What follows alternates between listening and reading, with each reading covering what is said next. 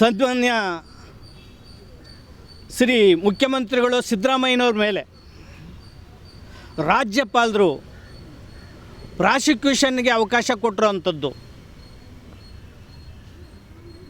ಇದು ಸಂವಿಧಾನದ ಕಗ್ಗೋಲೆ, ಪ್ರಜಾಪ್ರಭುತ್ವದ ವಿರೋಧಿ ಧೋರಣೆ ಅಂತೇಳಿ ರಿಪಬ್ಲಿಕನ್ ಪಾರ್ಟಿ ಆಫ್ ಇಂಡಿಯಾ ತೀವ್ರವಾಗಿ ಖಂಡನೆ ಮಾಡ್ತಾ ಇದ್ದೇವೆ.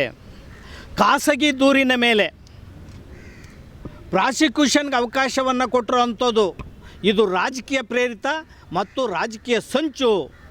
ನೇರವಾಗಿ ಪ್ರಧಾನಮಂತ್ರಿ ನರೇಂದ್ರ ಮೋದಿಯವರು, ಅಮಿತ್ ಶಾ ಅವರು ನೇರವಾಗಿ ಬರೆಸಿ ಕೊಟ್ಟಿರುವಂತಹ ಇದು ಷಡ್ಯಂತ್ರ,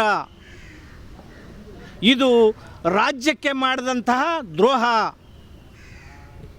ಇಡೀ ಪ್ರಜಾಪ್ರಭುತ್ವಕ್ಕೆ ಮತ್ತು ಸಂವಿಧಾನಕ್ಕೆ ಮಾಡಿದಂತಹ ಅಪಮಾನ ಅಂತ ಹೇಳಿ ನಾವು ತೀವ್ರವಾಗಿ ಖಂಡನೆ ಮಾಡ್ತಾ ಇದ್ದೇವೆ.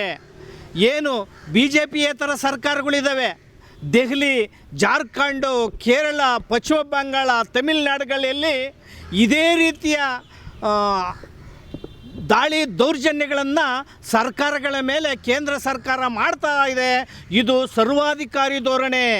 ಈ ಸರ್ವಾಧಿಕಾರಿ ಧೋರಣೆಯನ್ನು ಬಿಟ್ಟು ನರೇಂದ್ರ ಮೋದಿಜಿರವರ ಸರ್ಕಾರ ಜನರ ಅಭಿವೃದ್ಧಿಯ ಕಡೆ, ದೇಶದ ರಕ್ಷಣೆಯ ಕಡೆ ನೋಡಬೇಕು, ಸಂವಿಧಾನವನ್ನು ರಕ್ಷಣೆ ಮಾಡೋ ಕಡೆ ನೋಡಬೇಕು ಅಂತ ಈ ಮೂಲಕ ಆಗ್ರಹವನ್ನು ಮಾಡ್ತಾ ಇದ್ದೇವೆ. ರಾಜ್ಯದಲ್ಲಿ ತೀವ್ರವಾಗಿ ಮಳೆ ಬಿದ್ದಿದೆ, ಅನೇಕ ಜನರುಗಳು ಜೀವಹಾನಿಯಾಗಿದೆ. ರೈತರಿಗೆ ಬೆಳೆಗೆ ರಸಗೊಬ್ಬರ ಕೊಡೋವಂಥದ್ದು, ಬಿತ್ತನೆ ಬೀಜ ಕೊಡೋ ಅಂಥ ಕಡೆ ಸರ್ಕಾರಗಳು ನೋಡಬೇಕಾಗಿದೆ, ವಿರೋಧ ಪಕ್ಷಗಳು ಗಮನಿಸಬೇಕಾಗಿದೆ.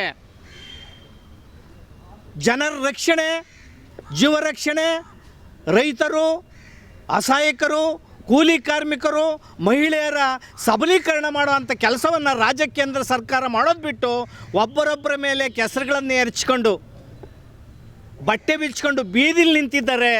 ನೀವು ಭ್ರಷ್ಟಾಚಾರ ಮಾಡಿದಿರಿ ಅಂತ ಬಾಯಿ ಬಂದಂಗೆ ಮಾತಾಡ್ಕೊಂಡು ಓಡಾಡೋದೇನಿದೆಯಲ್ಲ, ಇದು ಇಡೀ ನಿಮ್ಮ ಜನಾದೇಶ ಕೊಟ್ಟಿದ್ದಾರಲ್ಲ, ಜನರಿಗೆ ಮಾಡುವಂಥ ಅಪಮಾನ ಮತ್ತು ರಾಜ್ಯ ದೇಶಕ್ಕೆ ಮಾಡುವಂಥ ಅಪಮಾನ.